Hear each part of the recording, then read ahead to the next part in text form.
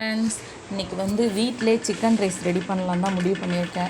ஊர்லேருந்து வந்திருக்கவங்க எல்லாம் எனக்கு சிக்கன் ரைஸ் செஞ்சு தம்மா, நீ தான் கொஞ்சம் நல்லா சமைக்கிறியேன்னு சொன்னாங்க. சரி, ஆனால் நான் நல்லாலாம் சமைக்கிறது கிடையாது, ஓரளவுக்கு தான் சமைக்கிறேன்.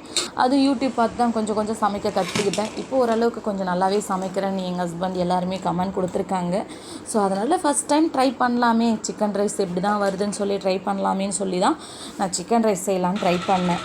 ஆனால் சிக்கன் ரைஸ் செஞ்ச பிறகு எடுத்துகிட்டு போய் எங்கள் அப்பா கிட்ட கொடுத்தவொடனே சிக்கன் ரைஸ் சாப்பிட்டுட்டு, வேறு லெவலில் செஞ்சுருக்காம்மா, நான் கூட நினச்சி பார்க்கல, பெரிய பெரிய ஹோட்டல்லலாம் செய்கிற மாதிரியே இருக்குதுன்னு சொன்னார். எனக்கு கேட்கும்போது ரொம்ப ஹாப்பியாகவும் இருந்துச்சு, சந்தோஷமாகவும் இருந்துச்சு. ஸோ இன்னமும் நல்ல நல்ல குக்கிங்லாம் செஞ்சு உங்களுக்கு நான் வீடியோவில் போடுறேன். நீங்களும் பார்த்து லைக் பண்ணுங்கள். நீங்களும் உங்கள் குட்டீஸ்ங்களுக்கெலாம் செஞ்சு கொடுங்க, அவங்க ரொம்ப விரும்பி சாப்பிடுவாங்க. ஸோ இன்றைக்கி செஞ்ச இந்த சிக்கன் ஃப்ரைட் ரைஸ் சாப்பிட்டாங்க, என் குழந்தைங்களும் நல்லா விரும்பி சாப்பிட்டாங்க.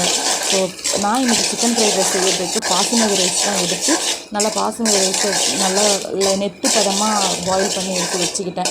அப்புறம் சிக்கன் ரைஸ்க்கு தேவையான பொருள் பார்த்திங்கன்னா கேரட்டு, பீன்ஸு, முட்டைக்கோஸ், அப்புறம் வெங்காயம், ஒரு பச்சை மிளகாய், 4 பல்லு பூண்டு, ஸோ குடை மிளகாய், ஸோ இதெல்லாம் எடுத்து சோயா சாஸ், காஷ்மீர் சில்லி, அப்புறம் கொஞ்சமாக கரம் மசாலா, ஸோ இதெல்லாமே கொஞ்சம் எடுத்து வச்சுக்கிட்டேன். தேவையான உப்பு நல்லா எல்லாமே எடுத்து வச்சுட்டு, அதுக்கு அந்த நம்ம எடுத்து வச்சுருக்க சாதத்துக்கு தகுந்த மாதிரி பொருள் எடுத்து போட்டு நல்லா செய்யும்போது வேறு லெவலில் டேஸ்ட்டு வரும். நல்லா எண்ணெயை ஊற்றி அதிலே பூண்டு எல்லாம் போட்டு வெங்காயம், முட்டை எல்லாம் உடச்சி ஊற்றி அதை நல்லா பிரட்டிட்டு, அப்புறம் பீன்ஸ் கேரட்டு கட் பண்ணி போட்டது நல்லா வதக்கிட்ட பிறகு கொஞ்சமாக கேப்சிகம் கட் பண்ணி வச்சுருந்தேன், குடைமிளகாய், அதையும் போட்டு நல்லா பிரட்டிட்டேன். அப்புறம் பிரட்டி எடுத்த பிறகு அதுக்கப்புறம் முட்டைக்கோஸ் வச்சுருந்தேன். முட்டைக்கோஸு ஓரளவுக்கு எண்ணெயிலே நல்லா ஃப்ரை பண்ணி எடுத்துக்கிட்டேன். ஏன்னா குழந்தைங்க சாப்பிடும்போது ரொம்ப பச்சையாக இருக்கக்கூடாது, கேபேஜி சாப்பிடும்போது. ஸோ கொஞ்சம் நல்லா இருந்தால் அவங்க நல்லா விரும்பி சாப்பிடுவாங்க.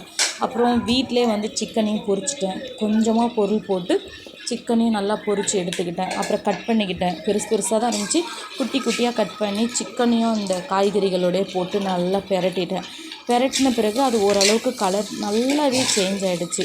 நீங்களும் இது மாதிரி போட்டு அந்த கலர் சேஞ்ச் ஆகிற வரைக்குமே பிரட்டுங்க. கடைகள்லாம் பார்த்திங்கன்னா வானலை நல்லா தூக்கி தூக்கி தூக்கி தூக்கி பிரட்டுவாங்க. அது பிரட்டும் போதே பார்க்க ஆசையாக இருக்கும். அப்புறம் சாதம் நல்லா பொலன்னு வடித்து வச்சுருந்தேன் பாசுமதி ரைஸ். அப்புறம் அதையும் கொட்டி நல்லா அதோட நல்லா கிண்டி முடிச்ச பிறகு தேவையான அளவு கொஞ்சமாக உப்பும் போட்டுக்கிட்டேன். உப்பு போட்டு கொஞ்சம் கிண்ட பிறகு சோயா சாஸ் வச்சுருந்தேன், அதையும் கொஞ்சம் மேலே ஊற்றி விட்டுட்டேன். தேவையான அளவு கொஞ்சமாக காஷ்மீர் சில்லி பொடி, நம்ம குழந்தைங்களுக்கு தர்றதுக்கு காரம் கம்மியாக போட்டுக்கோங்க. அப்புறமா கொஞ்சமாக கரம் மசாலாவையும் போட்டு நல்லா கிளறி விட்டோன்னே அந்த கடையில் கிடைக்கிற சிக்கன் ஃப்ரைட் ரைஸ் மாதிரியே இருந்துச்சு. பார்க்கவே வேறு லெவலில் இது நான் தான் செஞ்சேனான்னு கூட நினச்சி பார்த்தேன்.